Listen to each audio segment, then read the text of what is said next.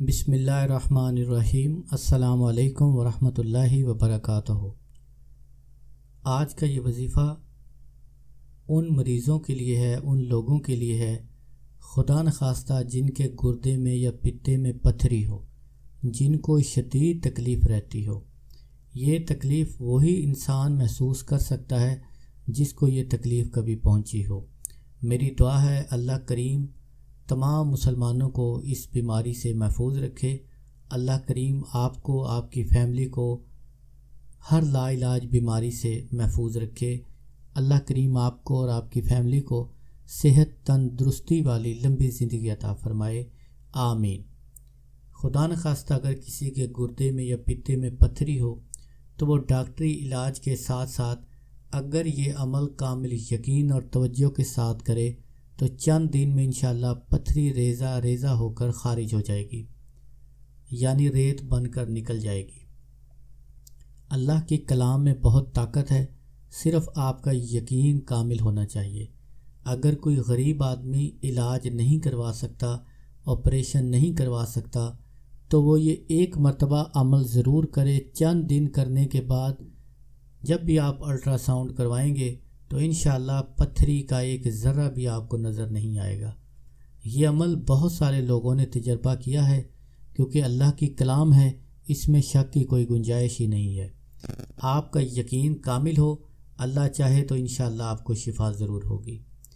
عمل کا طریقہ کار یہ ہے کہ اگر مریض خود پڑھے تو زیادہ بہتر ہے، اگر مریض خود نہ پڑھ سکے تو گھر کا کوئی بھی فیملی ممبر یہ عمل کر سکتا ہے۔ تو آپ ہر نماز کے بعد اس عمل کو کریں، 3-7 دن لگاتار کریں تو انشاءاللہ نتیجہ آپ کے سامنے ہوگا۔ بہتر ہے کہ آپ اس عمل کو مسلسل 21 یا 41 دن لگاتار جاری رکھیں۔ عمل کے دوران انشاءاللہ آپ کو کبھی بھی درد نہیں ہوگی اور آپ کی پتھری خارج ہو جائے گی، آپ کو پتہ ہی نہیں چلے گا۔ عمل کا طریقہ یہ ہے کہ آپ پانی کے اوپر مسجد کا پانی مل جائے، نہیں تو آپ گھر کا پانی استعمال کر سکتے ہیں، اس کے اوپر آپ 41 مرتبہ اول آخر 11 مرتبہ درود ابراہیمی پڑھیں اور 41 مرتبہ سورہ بقرہ کی آیت نمبر 74 پڑھیں۔ بسم اللہ الرحمن الرحیم۔ وَإِنَّ مِنَ الْحِجَارَةِ لَمَا يَتَفَجَّرُ مِنْهُ الْأَنْهَارُ وَإِنَّ مِنْهَا لَمَا يَشَقَّقُ فَيَخْرُجُ مِنْهُ الْمَاءُ وَإِنَّ مِنْهَا لما یحبط من خشیت اللہ وما اللہ بغافل عما تعملون۔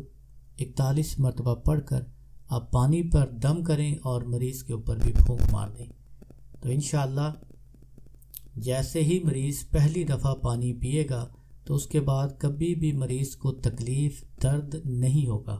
یہ عمل کامل یقین اور توجہ کے ساتھ کریں۔ بہتر ہے کہ آپ عمل شروع کرنے سے پہلے حسب توفیق صدقہ ادا کریں۔ میری دعا ہے اللہ کریم آپ کو کامل شفا عطا فرمائے۔ کروڑوں درود و سلام ہمارے پیارے نبی حضرت محمد صلی اللہ علیہ وآلہ وسلم پر۔ جزا اللہ عنا السید الکریم السید الاعظم سیدنا مولانا محمد صلی اللہ علیہ وسلم ما ہوا اہلہ۔ السلام علیکم ورحمۃ اللہ وبرکاتہ۔